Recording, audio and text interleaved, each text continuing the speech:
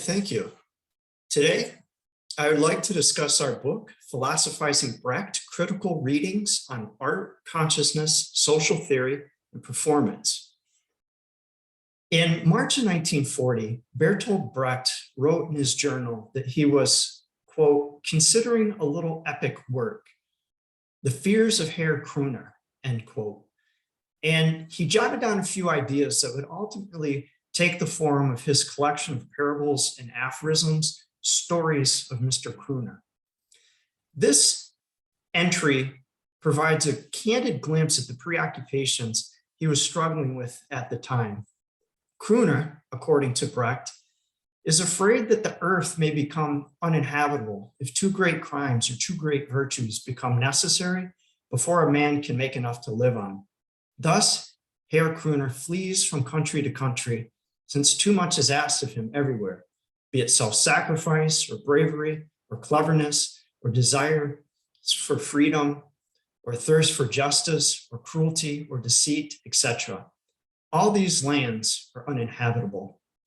Brecht wrote this passage in Sweden, less than a month before the threat of Nazism would force him and his family to flee yet another country seeking safety. This time, it would be to Finland and then later the United States. Earlier, it was Germany for Denmark and Denmark for Sweden. There was a real background of urgency looming, not just for Brecht and his family, but for all humanity. The enemy was winning and really threatening to eradicate history's progress, to destroy the socialist project and all that for which Brecht aspired. So these were indeed dark times. In Kröner, against the bleak, sinister times that enveloped him, Brecht says of the Epiphanious character, Mr. K spoke disparagingly of the efforts of the philosophers to describe all things as fundamentally knowable. When the sophists asserted that they knew a great deal without having studied anything, he said, Socrates came forward with the arrogant assertion that he knew nothing. One might have expected that he would add to this sentence, because I too have studied nothing. But he does not appear to have said anything more, and perhaps the immeasurable applause that burst out after his first sentence, and that has lasted for more than 2,000 years, would have drowned out any further sentence. Brecht's literary choices were anything but arbitrary. They were thought out, debated, they had to have utility. So why has Brecht summoned Socrates in this parable, which he considered a response to a crucial moment in the trajectory of history? What use does Socrates provide? Why turn to him in such dark and urgent times? The answer seems to lie in Socrates representing the origins of the Western intellectual heritage. By turning to Socrates poetically, Brecht signifies a return to that heritage's provenance. This isn't a surprising move for Brecht. In our book, we see that the failures of this heritage to unleash the emancipatory potential of the future is a consistent, reoccurring Brechtian theme. For example, Wolfgang Haug's essay shows that this disappointment and Brecht's practical end around to the problems of philosophy was where philosopher Gunther Ander's attraction to him lay, in his attempt to move beyond the self-obsession of philosophy, a self-obsession Brecht hints at himself with the sophist, immeasurable self-congratulatory applause. According to Haug, Anders sees Brecht's transcendence of mere philosophy by employing, quote, the artistic mode of representation in order to revolutionize the representational mode of philosophy, thus allowing real social issues to be addressed. For Andrews, Brecht hasn't only called out the intellectual heritage for its failings, but has also identified where that fault lies in its representational mode.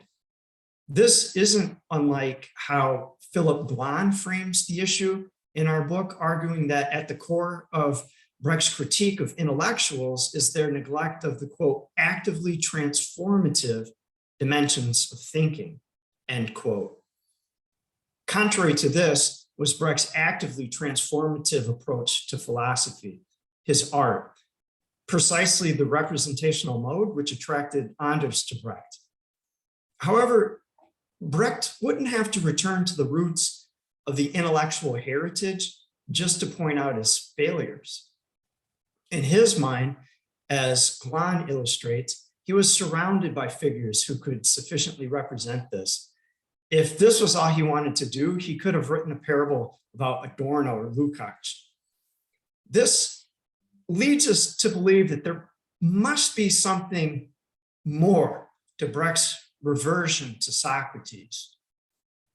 And indeed, there is an unsubtle desire for the breaking out afresh in the way Brecht discusses Socrates. There's something about Socrates that Plato and Xenophon, and then 2,000 years of social, political, and aesthetic theory have distorted, misrepresented, made fake news, but haven't totally obscured or negated. Specifically, it's that which has been drowned out by the self-interested applause of the sophists, or at least that which could have been said during the applause. Brecht returns to Socrates to represent something redeemable and reusable within the Western intellectual heritage. In short, Brecht turns to Socrates in those dark times for the same reason we turned to Brecht in our own dark times. It is in the hope of seeing the unforeclosed possibilities, liberating possibilities that are rendered through a willingness to perplex and a practical attitude toward philosophy. This willingness to perplex is defined by a disposition to confront complexity, to ask difficult questions, and to be ready for even more difficult answers. The practical attitude toward philosophy is defined by a readiness to engage in the material realm, to be a philosopher of praxis. Both these characteristics are essential to the characterization of Socrates Brecht paints in his short story, Socrates Wounded, as my contribution to the volume shows. And they are essential to the characterization of Brecht made by the anthology's contributors. Brecht's willingness to perplex is an intellectual inclination to confront social life in all its complexity. Social life is a multifaceted and intricate system of contradictory parts, which can only truly be understood when understood in relation to all the other contradictory parts and to the system of contradictions as a whole. Understanding them is no easy task. To succeed, one must be prepared to look from multiple vantages, to enter from different angles, to formulate complicated questions, and most of all, to persist in asking them. Moreover, the willingness to perplex compels one to venture into foreign intellectual terrain, to transgress interdisciplinary boundaries. Brecht paid little heed to disciplinary boundaries. He perplexed and let it go where it needed to be of use. He transgressed discursive bounds, penetrated the social world from different angles, foraged in strange intellectual fields.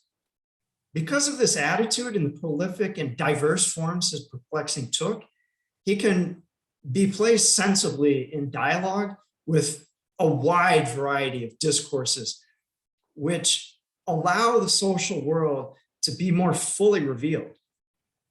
In our book, This ranges from contemporary art practices vis-a-vis Althusser, Kester, and Bakhtin, looked at by Jose Marie Duran, to acting theory vis-a-vis the neuroscience of Damasio, examined by Peter Zazali, to classical philosophy on courage, which I looked at, to film theory and the screen problematique, as Jeremy Spencer explored. These types of dialogues in themselves create innumerable possibilities for greater, more generalized understanding of the complex social world. And they add dimensions of comprehension. And these dimensions of comprehension can help us to identify and diagnose social maladies. But when we couple them with Brecht's practical orientation to philosophy, his materially transformative interventions, we get to the crux of Brecht's usefulness in our dark times, which is curing the sickness. Brecht was keenly aware of the dialectical interplay between theory and praxis, between the ideological and the material. He intuited the way we conceive our world shapes our material realities, and that those material realities mold the way we understand the world, which in turn plays back on the material realities, which in turn plays back on our understanding ad infinitum. This is a ceaseless pas de deux between the ideological structure and material conditions, which, although they're characterized by tensions between the two, which result in changes to both of them, when left on their own, these elements tend to be mutually reinforcing, mutually reassuring. The ideological mostly confirms the material. The material mostly verifies the ideological. Changes tend to be small, incremental. It's a tedious, protracted process, which has the practical consequence of prolonging suffering and material horrors. Furthermore, there's a certain psychological comfort to be found in it. It creates an assuredness, a confidence. Under normal circumstances, the material and the ideological correspond so closely, there's hardly a hint that things could be otherwise. The notion that other truths could exist, other possibilities, rarely emerges. One takes perception of the world for granted. It seems totally natural, complete, matter of fact, timeless. And by extension, so does that which is perceived.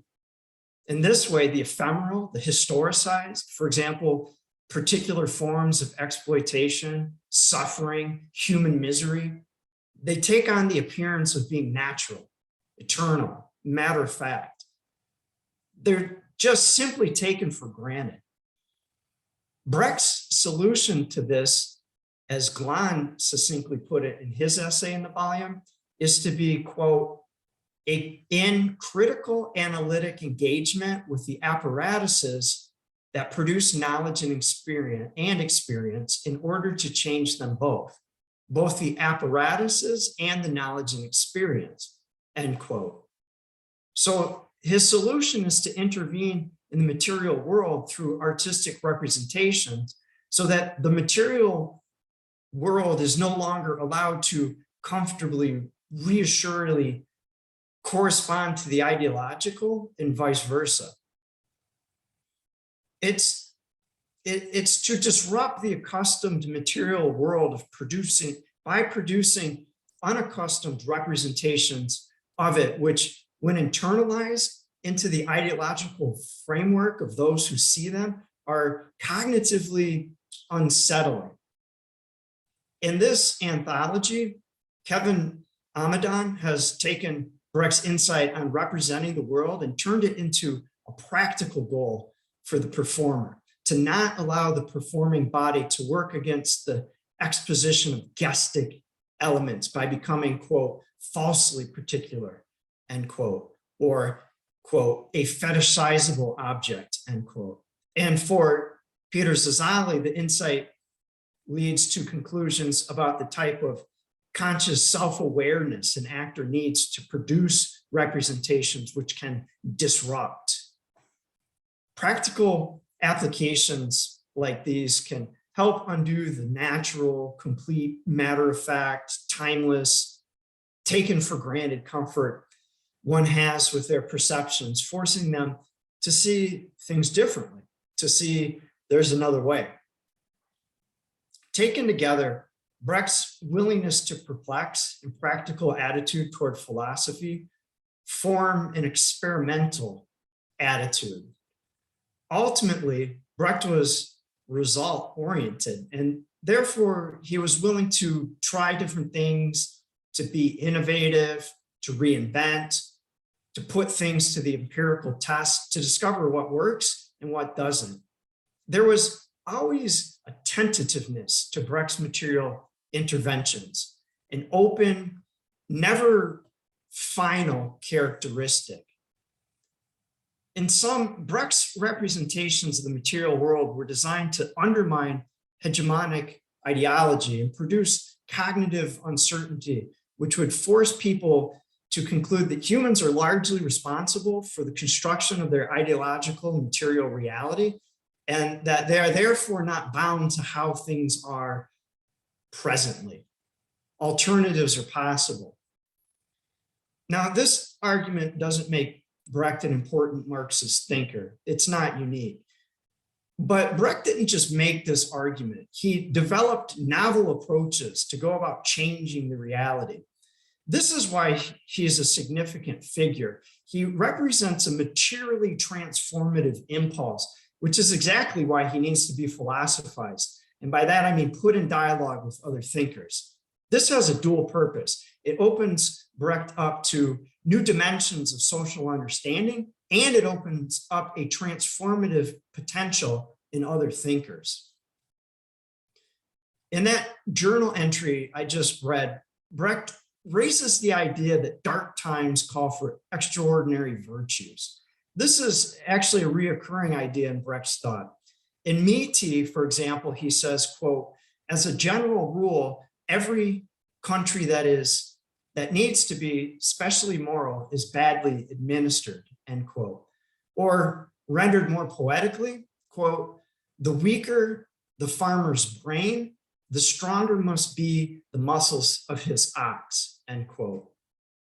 The idea is that the more corrupted the society is, the more that is required in terms of morality and virtues on part of the people by their rulers. In such societies, quote, people in general can't refuse to practice special virtues, end quote, because they need them to survive.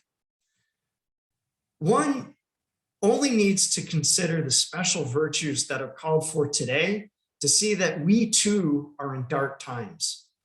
How much self-denial is required of the hungry who cross deserts to feed themselves? How much self-sacrifice is required of soldiers who die in wars for the material advantages of billionaires? How much courage is required of their families? How much endurance is demanded in a society of mass shootings or in misogynistic orders? How clever do we need to be when pollution, climate change, and nuclear holocaust threaten the planet with annihilation? Brecht pragmatically recognized that extraordinary virtues will continue to be practiced, quote, as long as those in power can use them, end quote. But in an adroit dialectical move, he also understood that the special virtues which are useful to rulers, for example, quote, bravery, incorruptibility, sacrifice, discipline, end quote, are precisely those needed, quote, to overthrow those in power and transform a country so that special virtues are no longer necessary in order to live, end quote. Special virtues don't always have to be made useful for the rulers.